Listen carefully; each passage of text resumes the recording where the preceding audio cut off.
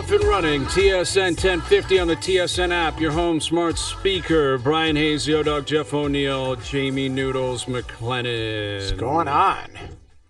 What's going on? How are we feeling this evening? I spent the morning at a golf course called Copetown Woods, a.k.a. a Bryan Hayes, what I'll call a hot zone. I love that spot. Great place. Great place. And the people in that hood, I got stopped by a lot of locals. I feel if you head east towards Ottawa, hatred starts. Yeah. But when you venture west, that is your area. They love me in the greater Hamilton area. Is I think my if base. you go from Hamilton just to the outskirts of Sarnia, yes, your wheelhouse. you're right. You get out near Nepean. Oh, they hate me. Oh. Hate my guts. Noodles knows he's in Ottawa a lot. They hate. They hate me Don't out hate there. you. What are you Yeah, talking they do. about? They do.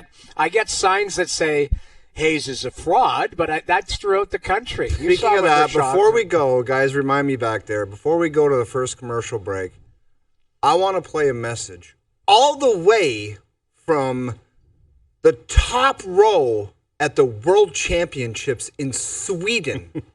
Really? We have an insider who was hanging out. I don't know what he was doing up there, but there is a guy in Sweden-Latvia game that had a message for the group. Okay. I look forward to that. I have a feeling I know what's coming, but Wow. we'll play it, we'll embrace it, and we'll get into it a little bit later on.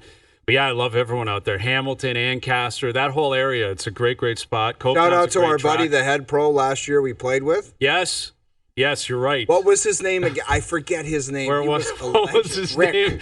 It was something like Rick. It was at Dundas Valley, right? Which is where Mackenzie Hughes grew up playing. And great spot. Awesome Text us people. in the name of the head pro there. He is our favorite. He was such a great guy. Yeah, it was a great atmosphere out there in Hamilton. This year we're going to be up at TPC, right? We'll be up at Osprey Valley in like 3 weeks, right? We got the PGA starting tomorrow. We got our PGA picks later this hour. Bring your A stuff.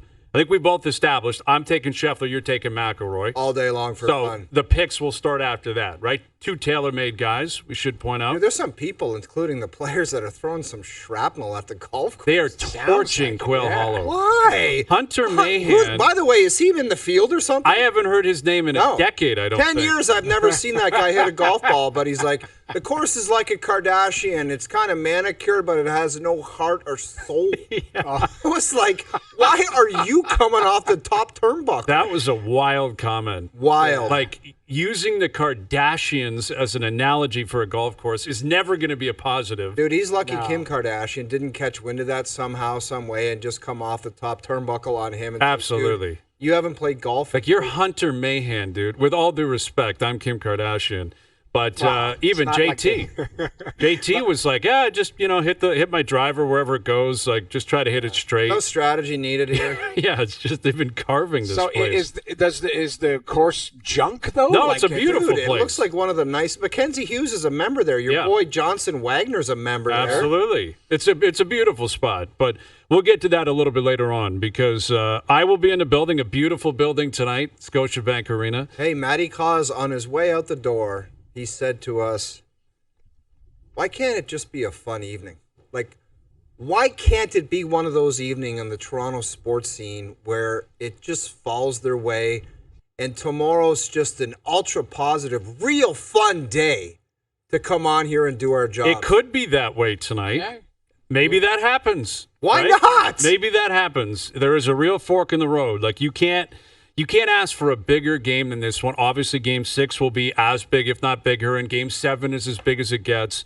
But Game 5, it's a very rare scenario in sports where you guys can speak to it in your careers, where during like regular seasons, over the course of a career, a lot of games just blend in.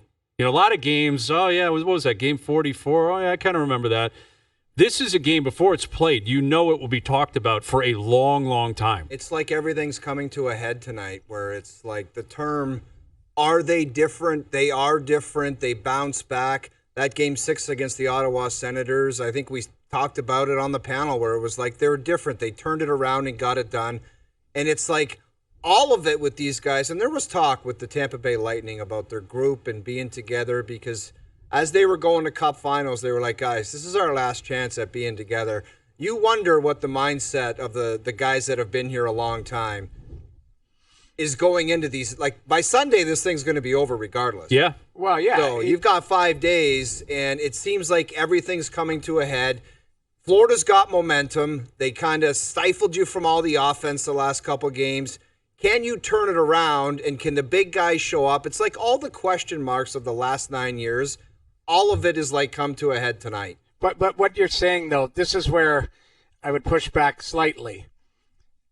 Even if they lost tonight, they still have an opportunity to win 2 in a row. Absolutely they do, So Noodles, this isn't Game for sure. 7. No, it's so not. I know this is I a love fork the in the road. optimism. I love the optimism, but let's be real here.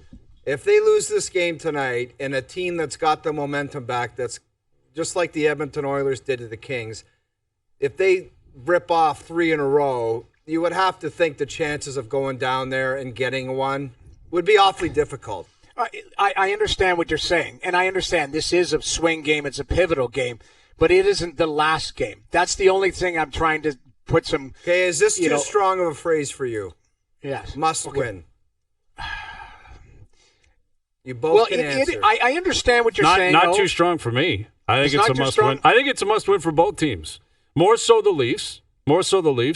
But I think, you look at the stats. Myrtle tweeted this out earlier. Teams that have home ice in Game 7 have won a series 81% of the time when they go up 3-2. So, obviously, again, numbers, history, everything's subject to change. Teams that have home ice in Game 7, so in other words, home ice during the series, have won only 23% of the time when they go down 3-2. Like, the numbers in the history, Noodles, it's not even about the Leafs and the Panthers.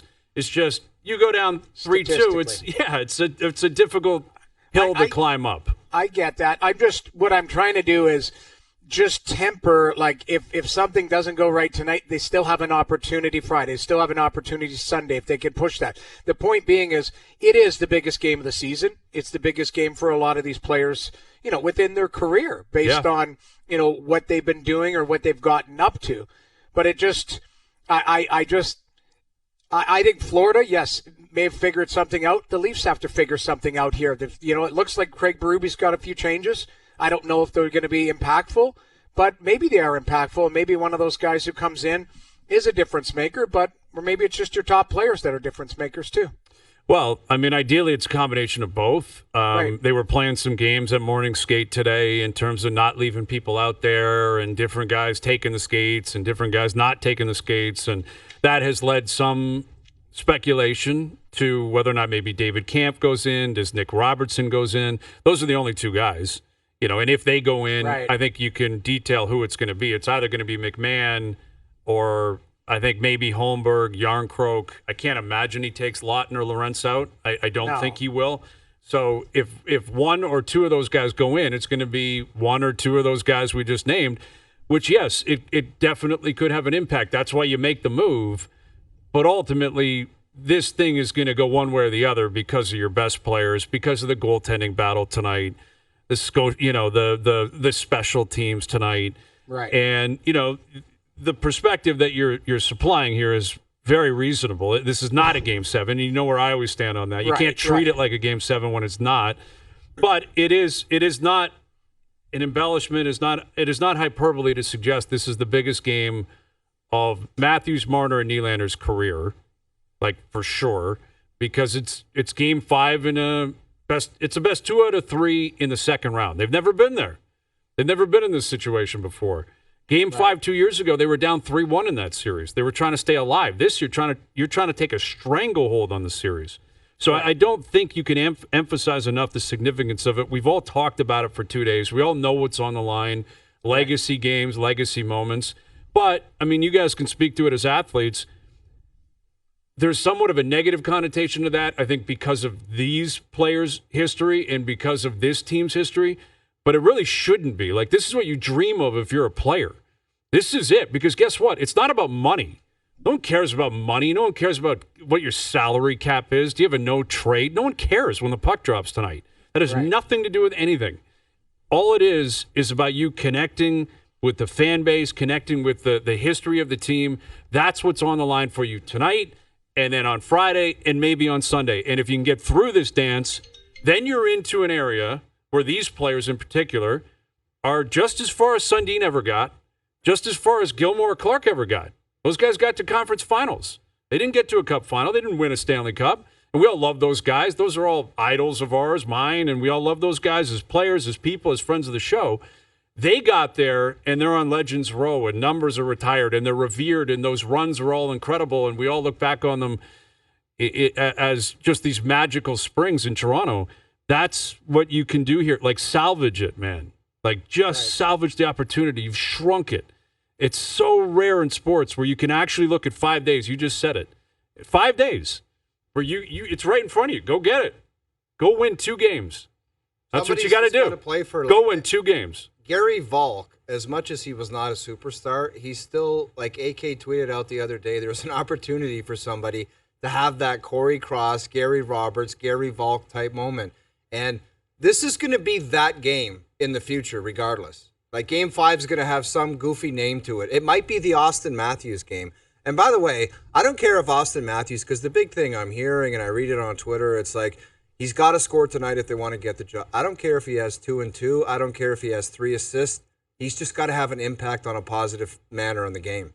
And they got to win for that to be the case. Obviously. Yes, you got to win. He's just got to have an impact on the game. Would a goal be great? Would 2 goals be great? Yes, but it could be 3 assists. I don't care what it is. Mm-hmm. He's got to have a positive impact in the game. But that moment is just sitting out there in front of their home fans who are going to be juiced up tonight.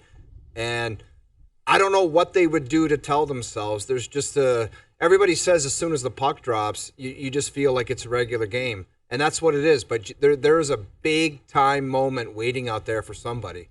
I'd be excited This is what you wait for, exactly. Yeah. Like, it doesn't have to be, I'm sure they're nervous. Everyone's nervous. And this is where Florida has a leg up on them and many teams in the league. We talked to Kevin Lowe about this earlier this week. So the thing that changed from year over year is you knew how to win at that point. You knew what it felt like. You knew what it looked like. You knew, and the Leafs don't have that same experience. But Florida's nervous tonight. It's a big game for them. Let the excitement of the fans. I remember in our run in Carolina in the playoffs, where just skating out there and hearing the fans, that just created so much juice. And I talked to a couple coaches today just about playing the Panthers and what it's like, what they're doing. They force dumps and they make it ugly and they get it in the slop. Everything has to be done. You saw it the last game. It looked like, that was my question to these coaches, was it looked like they were going in slow motion to try to get the puck. And both coaches said the same thing. That's what you have to get away from, and you have to find a way to have some energy and speed to attack it.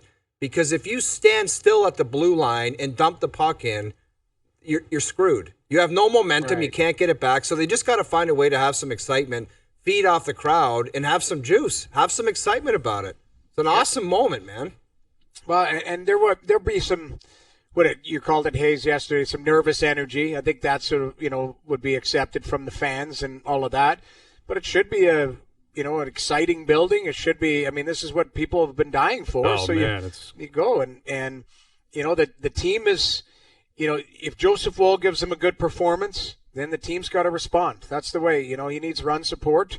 That's the biggest challenge, and you got to find a way to get to Bobrovsky as well, because he looks like he's found his game. Yeah, I think just anecdotally speaking with friends and people, like the race for tickets tonight, the amount of people that are putting their hands up saying I'm going to be in the building.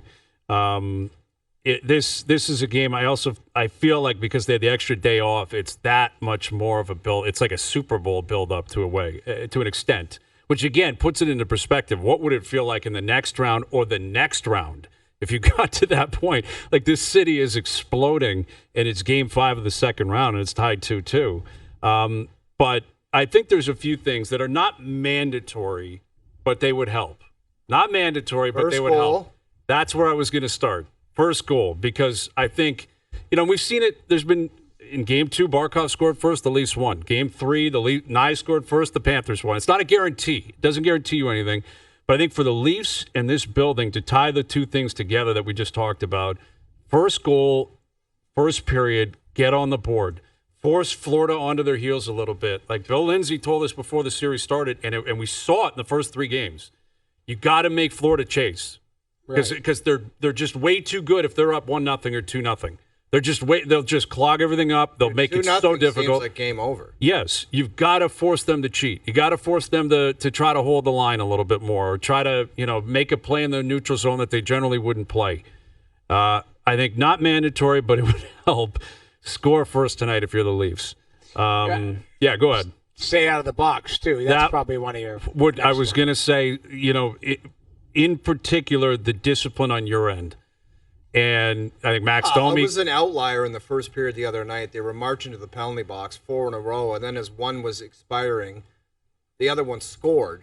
So it's like, you obviously can't do that again. Yes. And I can't imagine the refs will call it the same way. Like, I think the Leafs had a legitimate beef. Not that they got called 4 times, that Florida did nothing in 20 minutes to register a penalty themselves. Like, that's what I think was frustrating for the Leafs, I would think, is you can't argue. Ekman-Larsson shot it over the glass. That's black or white. That's a penalty. There's nothing you can do. Throughout these playoffs, I don't know what it is. I've seen it in a bunch of series. How many stupid high sticking penalties have been called? Where it's like no control over your stick and you're just giving the guy a love tap. Yeah. And it's like, it's a penalty. You got to call it. It's so dumb. Last time we saw Nick Robertson, right? Like, he was at the forefront of that. And we'll see if he ends up playing tonight. But remember, he took the penalty against Ottawa 200 feet from his own net. And I also wonder about, whether or not we get back to what we saw the first few games, high-scoring game. I think that would benefit the Leafs, personally. Again, I think low-scoring, the Bobrovsky effect, Noodles, I don't know where you stand on that, but he's got a boogeyman vibe to him, and he's earned that. And if it's low event, low scoring, or he looks like he's dialed in, that there's nothing that's scarier if you're projecting what could happen the rest of the round. Is Bob snapping out of it and playing the way Ottinger played last night. Like, Ottinger was unbelievable. I thought Winnipeg played great, and it was like, you're just not scoring on me tonight, man. Well, sorry. Yeah, Ottinger was, he's 2 saves better, but really, I mean, if Hellebuck doesn't give up I didn't love the first Granlund goal, but I mean, he's basically 2 saves better. And in the end, I thought Ottinger made some massive saves, 2 on Kyle Connor alone. And those are difference makers because he robs Connor twice, and right after he makes those saves, Dallas goes down and scores. Yeah, Amy, you got to explain the first one. I know, like, obviously it's a difficult position, but how a top guy in the league could look so disheveled on a wrister from Granlund like that, it was almost like it just had a really weird look to it, where, like, I don't remember Granlund, like, this guy's got a good shot, but this just seems like it totally overwhelms the goalie. That's a stoppable puck. It's just, I'm sorry. Like, he wasn't screened on the play. Yeah, it goes through the triangle, the stick, and the follow through, and, it might come off the stick a bit weird, but you need to make that save. I know it's a power play, but that's not a backdoor one-timer. That's 99 out of 100 times, especially with the Vezina goaltender right there, who's going to win his 3rd this year. He needs to make that save. Yeah. The way I describe that shot is everyone has warm-ups where a guy, like, there's 3 lines, left, center, right. You take 3 strides on the center line and you rip a wrist shot, and the guy just stands there and he saves it no problem. Yeah. And it goes in. It's crazy stuff. You need that save. And, listen, the 2-on-1 Granlund goal, like the other Granlund goals, like, you could they make were a nice case goals, for. They were nice goals, and give Dallas some credit. But I agree, Hayes. I thought Winnipeg played pretty well last night. They did some good things, but Dallas is a hell of a team too. Like, that's the one thing. Heiskanen coming back, he didn't look like he had a lot of rust on his game. They went 11-7, so they protected him a little bit. But, he gets the assist on Granlund's 3rd goal. He's a great skater. He's got a great mind back there. I think Dallas is well rounded. The only thing I didn't love about that team going into the playoffs was the right side of their D. You had, Dumba, CC, Petrovic, guys like that. Babushkin, but now you got Heiskanen in the mix, Lundell, Harley, like they're best left side maybe in the league. Yeah, exactly. It's stacked. It is stacked. Dallas is a force to be reckoned with. Winnipeg is in one. But I will say, I said this as a joke, but not really last night on the panel. They can go win Game 5. It's Game 6 you're worried about because it's can't win on the road. They're 0-9. 0-9 on their last 9 road games. They cannot win on the road. And what was interesting, and someone noticed it, a media guy in Winnipeg, is that Hellebuck generally never speaks after a loss. Yeah. Like, that's his own rule, I guess, or the team's rule. He spoke last night. Yeah. And I don't know what to make of that. Like, I don't know Weird timing. why all of a sudden are you like, all right, now I'll come out and talk. Well, Why not? The only thing I thought about it in a positive way is that's some accountability. You're not running from it. You're going, hey, listen, we lost tonight on the road. I've lost 9 in a row on the road. I'm not in the back in the shower hiding from the media. Like, to me, if anything, that I will give him props for that.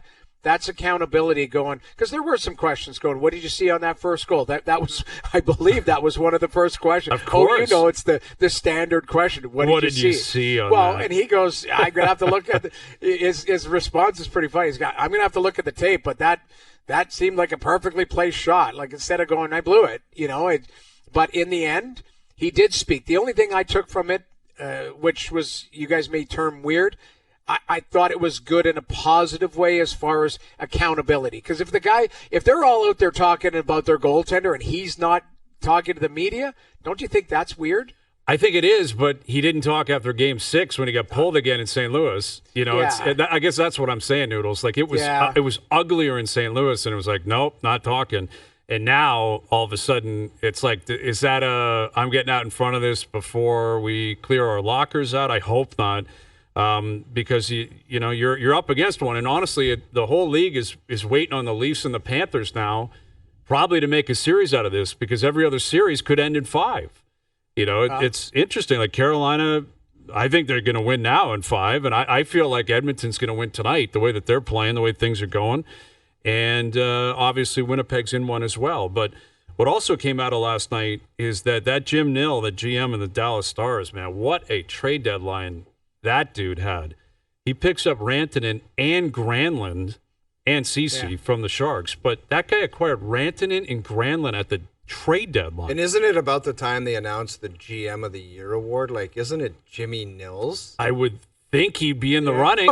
I would think he'd be in the running, considering what he did at the trade deadline. Because I think the GM of the Year award, it has something to do with the playoffs. It's not just a regular season award. I don't know. But hand it to Jimmy Nill. Like, what a deadline. Pretty incredible trade deadline. And that's a night. Like, I've never been the biggest Granlund fan. Like, when his name gets tossed around, and it has been for a couple of years, it's always like Nashville to here or wherever, San Jose. But the guy went out and got you a hat trick. Like, that makes the trade dynamite for that one game. Yes. Immediately worth whatever assets he gave up. Immediately. Yeah, I mean, and CC's been a pretty good mainstay for them there. He went to the finals last year with Edmonton. He's a good career, man. Well, he's not an analytics darling. That's the thing. He's he's a lightning rod when it comes to the numbers, people. But I think he's a pretty heavy defenseman. Got a good shot. He's a good skater. I think he's a quality right shot defenseman. They did pay a lot to get Granlund and Ceci. I do believe a first rounder was involved. Mm-hmm. But in the end, you don't question what you gave up for players that are helping your team. And especially in the playoffs. So, absolutely. We could question it later or whatever. If that player ends up being a rock star, then you're looking at it. But I think Dallas is making no apologies for those moves. They've been fantastic. Nor should they. They're up 3-1 in the second round, and we may see a collision, Edmonton and Dallas. If this continues to play out the way it's playing, that would be one hell of a series. All right, Game 5 tonight right here on TSN Radio. We will tee it up throughout the afternoon. We got role play level of concern coming up this hour. Our PGA picks. Brought to you by TaylorMade a little bit later in the hour as well. We got Dregs in studio. We've got coaching announcements. Rick Tocchet in Philly, Adam Foote in Vancouver. How did these all play out? We'll ask Dregs that, get his take on it. Frankie Corrado coming up later this afternoon as well. OverDrive continues. TSN 1050 and on the TSN app. You can never, ever ask me to stop drinking. Do you understand? I do. I really do. All right, role play level of concern. We're going to get to our PGA picks a little bit later this hour. A lot of news going on out there. We got the Jays back in action last night. Not good. Hoffman blowing a save. They storm back in the 7th and 8th inning, and then he comes out and just gets torched. Gave up a grand slam last night in the 9th. Concerning, but the bats are alive. And maybe the Phillies aren't so dumb after all. That's the concern, like with Hoffman and the amount of innings he's already racking up. But it's May. We had Griff on last week. He's like, it's May, guys. You can't have dead arm or have issues with the amount of innings you're throwing when we're in May. You might get that in July or August, dog days, but you can't get it this early. I saw someone throwing out rumors that Giannis may want to stay in the East, and the Raptors are a team that he's got his eyes on. Oh. So that's out there. So Raptor fans have something to chew on. I don't see it happening, but you never know. Well, when you scroll past that, try to find the tweet about Max Scherzer, what he's earning this year. Dude, it's like 15 sheets from the Nationals, 30 from the Mets. Yeah, and then the 15 15-5. from the Rangers, and then 15-5 for the Jays. Yeah. Not to play. Like Cam, 60 try to find million. that tweet about Scherzer, how much he's getting paid this year. Yeah, it's absurd, man. And the Jays, again, I don't know if he's going to pitch again. We'll see. We talk about it every couple of days, but he gave them 3 innings.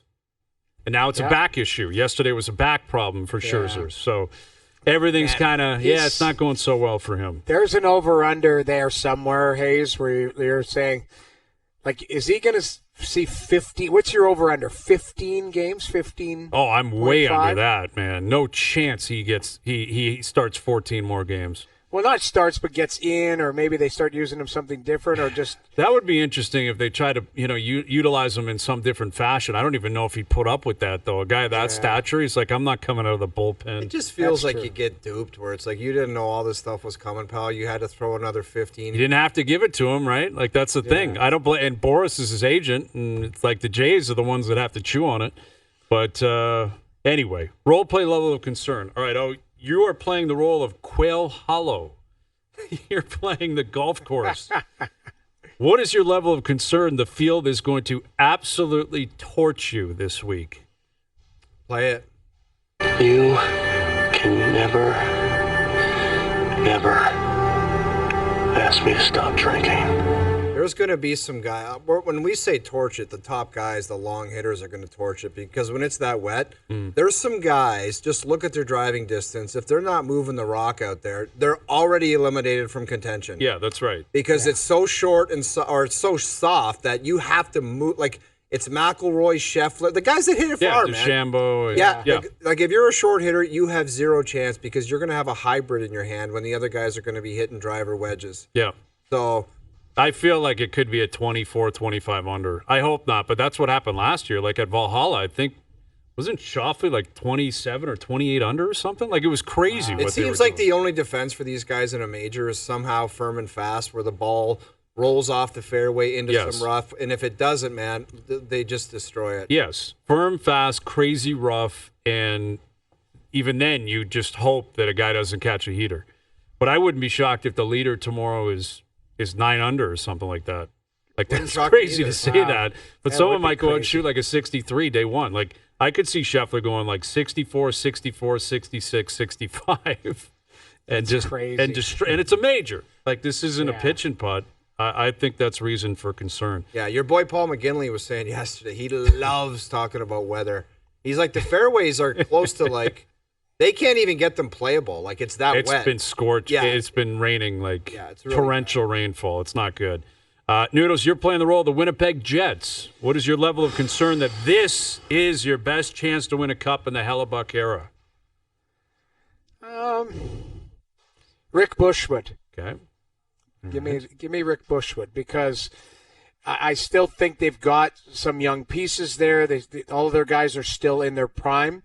And you can retool and sign some guys and do all of that. Like, I don't think this is, the peak of the mountain. I mean, 3 Vezinas. I mean, there's what can you do? But at some point, just like we talked about in Toronto, at some point you have to break through and break the mantra of like, okay, this guy can't get it done in the playoffs. Mm-hmm. That's the biggest thing. Now he can win on home ice, can't win on the road. So that's going to be the narrative. So it's Rick Bushwood. For me, I don't know if we've got Rick in the chamber. I don't know if Owen knows what is going on here. There it is, because JP's in Tokyo right now. And, well, we got to later on. We got something for you because we were discussing Pete Rose yesterday, and Cam jammed me up or jammed Hayes up. It was the greatest drop of all time. And we're going to get to it again, but not during this time. Right yeah, now. we'll find a slot for that one a little bit later on. But Doogie, I don't know where Doogie is now. He's in Brazil or something, and exactly. JP's Put in cologne Japan. on in the bathroom. Yeah, I think he's at a Cologne convention right now. I think that's reasonable though. Rick Bush. I mean, they won the President's Trophy. It's not over yet. You're down 3-1, but this was a juggernaut year, man. This is a big year. Hellebuck's not young. I'm playing the role of Cooper Flagg. Cooper Flagg. What is my level of concern? Nico Harrison is my GM. That's got to be concerning for anybody. I'll say Rick Bush. No, it's a Stevie called. All right, Stevie. Give me a Stevie Caldwell. A couple of whiskeys and 5 or 6 beers. Because, listen, he's a young kid. He's a rookie. Dallas has got actually a pretty good team. Like, he's pretty lucky to step into a situation like this. Street clothes, who knows how much he's going to play. Kyrie Irving, who knows how he returns from injury. But there's vets. There's some insulation there. Jason Kidd is your coach. And Harrison can't screw your career up quite yet. Yeah, I mean, it's got to be an element of concern that this guy traded Luka away. They're already talking about them as being a big three. The guy's never stepped on the court before. I know. But Cooper Flagg, this kid is, by all accounts, everyone, like from start to finish, it's like first overall, no doubter. You get the pick, you take him. I have a follow-up level of concern. You guys probably discussed this yesterday. Your level of concern that the draft lottery in the NBA is rigged. Yeah, we talked about conspiracy theories yesterday. Yeah, it's And not a this pine is- on the patio. It can't be anymore after a scenario like that where the fan, like I thought Jonas did a great job of laying it out. He's like, you have a major market, and Dallas is a big market, and their fans hate the team. Yeah, Hate somebody them. tweeted out all the coincidences the other day. It was like, L.A. gets Luka from Dallas, Yep. and LeBron was in the Ohio area. Magically, Cleveland Yep. gets it. Chris Paul got traded from New Orleans. They won. AD gets traded from New Orleans. They won it again. It's like if you trade a superstar that people love, it's almost like the league is a wink, wink, nudge, nudge. Now, I don't think that's happening, but I can understand why some people think it could be happening. All right, you're playing the role of Rick Tocchet, the new head coach of the Philadelphia Flyers. What's your level of concern? You're years away from being competitive in Philly. Years away. Years away. I'm a Stevie Caldwell as well. Okay. A couple of whiskeys and 5 or 6 beers. Like, let's be real here. The Flyers are not that good. They have they're not. zero goaltending. Zero. Negative goal. Negative. They have -5. If you look at my data, -5 Terrible. under goaltending. So I have no idea how you're going to get you got to go Colorado plus on that goaltending, where it's was there one guy that you would say, yeah, he's got some it was terrible. Ehrhoff is the one guy actually who carried the load. He's Erson? decent. No. Ehrhoff. Or Erson. Yeah, sorry. Erson, not Ehrhoff. That's Christian Ehrhoff. Erson, yes. Okay, I'm not going to blame it all on the goaltenders, but I just don't think they're a very good team, and I don't think they're close either. I really don't. I don't think you're, they're even You're not close. wrong, Keep in mind, Erson is was supposed to be a guy that they were kind of bringing up. They had their guy, but obviously we know, Carter Hart's not available and may never be available again. Who knows, depending on all that situation. But the point being is, you're right. They might need 2 new goaltenders. They need more players. They need veteran depth. They need all of that type of stuff. This is, it's not scorched earth because they do have some good players there, Tippett and Konechny and that, but they have to get going here. Yeah. That's basically. Yeah, and I what love I'm saying. Rick Tocchet. I think he's an awesome coach. we But love just him. because he shows up in the city and he used to wear number 22 and beat the hell out of people doesn't mean that the Danny Briere's got work to do to give something to Rick Tocchet where it's Big like time. you guys, if you want to take a step to try and make the playoffs, there's got to be a lot of additions. Well, look at John Tortorella. He told you everything you need to know. At the end of his run, he's like, I just don't think I can do this anymore. Like, he was so bent out of shape with watching that team play. I think his comment was, I can't get comfortable with coaching a team at this level. That's this bad, basically. Because they remember that run around right before he got fired. It was horrendous what they were doing. on a Pumped bad every stretch. night. Like they are, in my opinion. I don't like. I get the connection to Philly. I get it. I understand Rick Tocchet's connection there. Maybe he always dreamt of coaching there. And I think maybe his family still has connections there. It's his choice. And Vancouver is not. the pride and joy of the NHL right now. Let's But that's clarify what that. I- Almost That's where seems I was like you gonna brought go. in some kind of young guy, and then Rick Tochet's the closer. Yes, 2 years from now. You're right, but I was just going to bring this up to both of you. What is it? It's not what it says about Philadelphia. It's more about what this says about the situation he just left. Yes. Like, Yes. don't you take it that way? But it's still a downgrade in my opinion. Vancouver's a better team than Philly. 100%, because they've got a starting goaltender if he can stay healthy. They've got a superstar defenseman. Arguably, let's put him in the top 2 or 3, depending on who you believe. But he's that good. Mm-hmm. You've got a centerman who's making 11.6 that you've got to figure out what he is or if he can regain his form. They have the makings, at least, of some decent players there and a framework where Philadelphia is still trying to get that framework. So you're right. It's a downgrade in a sense, but it also... Isn't it a backward slap to going, I will leave this situation to go to that one? Absolutely. I mean, there's nothing positive coming out of Vancouver. Now, they just hired Adam Foote. Yeah, and Adam's a great guy. But it's his first head coaching job, right, in the NHL. Yeah. So, and he's a guy, though, that has worked closely with Rick Tocchet, and they're giving him this opportunity. By all accounts, he and Quinn Hughes very close. I think there's a real connection there. But... yeah, it's a shot at Vancouver that Tocchet's out of here. Now, again, he goes to a place he's very familiar with, starts his career there. I think that's where he's associated with as a player, right? More so than Pittsburgh or Phoenix or whatever.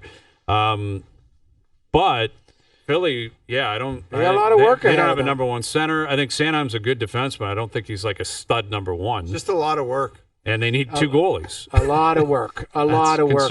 And you're right. Like, you know what? I talked to my buddy from Vancouver today, Carl from Cloverfield, we call him.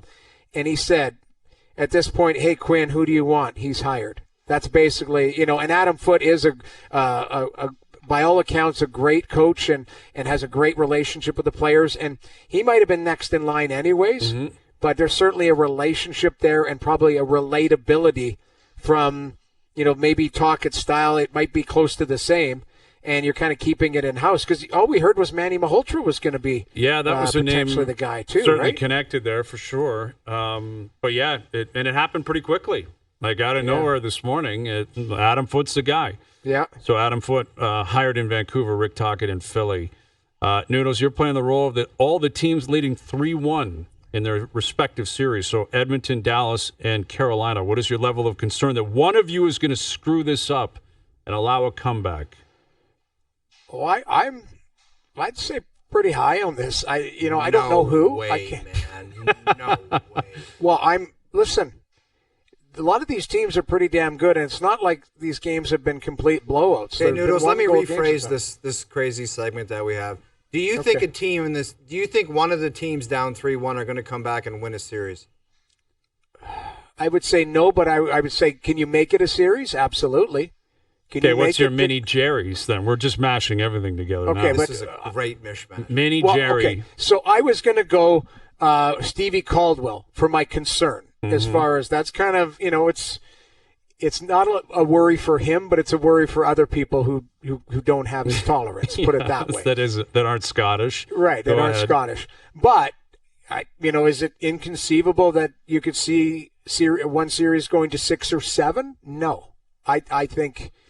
I know we all think, it's curtains this, curtains that. I mean, you don't think Washington could wake up and go, hey, we're going to get That's the furthest one. The last one, I think, is going to win. I'm always an optimist. I think every team that's down 3-1 is going to get pumped the next game. I just have that feeling. One by one, just one after another. I'll put it to you guys. Okay, put it to you guys. A Jerry's or, level of concern. Not one of them is going to go to 6. I think one of them will go to 6. Yes. I think one of Vegas or Winnipeg will win Game 5. I don't feel great about Washington, although it's on home ice. They're going home.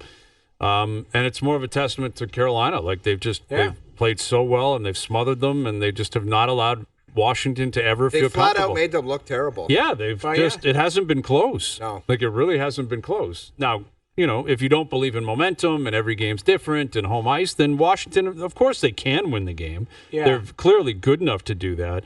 That one just feels more in favor of Carolina getting the job done, which would be incredible if they get into the conference final playing 10 games total. That's very impressive, man. Yeah, that is very you're impressive. Right. And that's potentially going to happen for them. But I could see Vegas or Winnipeg winning Game 5. For sure it could. Yes, I mean, all of these teams could. They're good teams. And Yeah. you have a off night from a goaltender, or, a star player steps up. There's all these things that come to fruition. But It's just winning, right now. coming back to win, I'm really low on that. I'm Mini thin on Jerry, that I'm like too. 5%. I'm thin on that too, but making it a little bit hairier than people want, that I think there's something in there. Okay. All right, there you go. Role play level of concern mashed together with a mini Jerry and whatever else we kind of put together there. I want to do that next Wednesday, just a combo of all. Jerry, Yeah. confirm or deny, and Yes. level of concern. A we potluck. Each get a potluck, and we get one of each. I love it. We're doing a potluck next week. Yeah. Do you think the Done. Leafs will still be playing when we do the potluck? I do. Yes. All right, here we go. Overdrive continues. TSN 1050 and on the TSN app. All right, we'll get to our PGA picks early into the 5 p.m. hour. We got Dregs coming up. Game 5 tonight. Leafs Panthers right here on TSN Radio. I expect an electric evening. And we're talking about doing a potluck segment maybe next week, bringing everything together. And Paulo tweeting in saying, the segment should be called Jerry's Level of Confirm or Deny. I love that. Everything coming together. Yeah, I just like potluck. Keep it simple. Potluck. Potluck. The OverDrive potluck. It's Mix just in an arbitration, everything. Yeah. everything. Yep. And we could choose how we want to go at it. Say this is a Jerry's, Yeah. this is a level of concern. Well, remember we did You the get to slide. pick your option. I want my Jerry's first. Okay. Yeah. Okay, I like that idea. And we did the slide back in the day. We haven't done that in a while. But let's say Craig Berube slid into Austin Matthews' DMs this morning and said, Big Dog, I need one out of you tonight. How do you think he responds? I'm going to give it to you. What if He's going to respond like that to Craig Berube? Don't you Okay. find like the majority of the fan base, they're zeroed in? Right? Yes, as I think they should be. Like, yes, you want the whole team. Everyone's got to contribute. But these guys have been at the forefront for 9 years. No, I get it. They're I'll the take best a players. I'll take a Scott Lawton hat trick. So would I. Yeah. I think every Leaf fan would take anything. Just win the game clearly. Yeah. But it's almost like since you were brought to this organization, all roads lead to this evening tonight. You know what I mean? You became the captain. You're one of the great goal scorers in the league. They need somebody to step up and give them that moment to change the momentum around. It's like everything is led to tonight. So what do you got? Yeah, exactly. What if he writes back, who's this? Who dis? New phone. New phone, who dis? New phone, who blocked. dis? That would be uncomforting. Yeah. That wouldn't be a good sign. But I want the response to be to Chief. You want it, you get it. yeah, because Maurice is looking at his big guys like. Barkov's got a couple goals in the series. Played pretty well. Reinhardt hasn't done a lot. No. He's Yeah, probably he's got looking at one. them. And the one Yeah. goal he had was that scramble where it went off Carlo and barely crossed the line. He got credit for that goal, but It hasn't been an elite player dominated series. yeah. Right. Yeah, it's been the third line from Florida. It's been different guys contributing at different times. And I think if you're Maurice, you're looking at Barkov, you're looking at Reinhardt tonight, and you're saying, let's see what you got.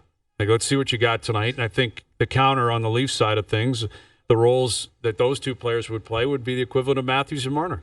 And as much as we brace for possible lineup changes, I don't think you're going to see anything different than Nyes, Matthews, and Marner on the top line. Yeah. I mean, when They're you gonna break it play down together. like that, maybe it's the difference between Barkov. The best players on both teams are going to decide this series tonight. Yeah, let's get after it tonight. Yeah. Tonight. Well, it might be, like you say, it might be a high-scoring game. It might be a 5-4 game type of thing because all the big players decide to play or break through. Break through offensively. That's what you need. That's where you're going to need a big play from somebody and you're going to need a big save. I mean, ultimately, you said this yesterday, Hayes, like Joseph Wall, there's a lot of pressure on him because he can slam the door shut and do what Ottinger did last night. Exactly. Stand tall, only give up one, and if you do that, your team's going to win the game tonight. Yeah. Hour 2 coming up. Darren Dreger in studio. We'll get to our PGA picks as well. OverDrive continues. TSN 1050 and on TSN 4.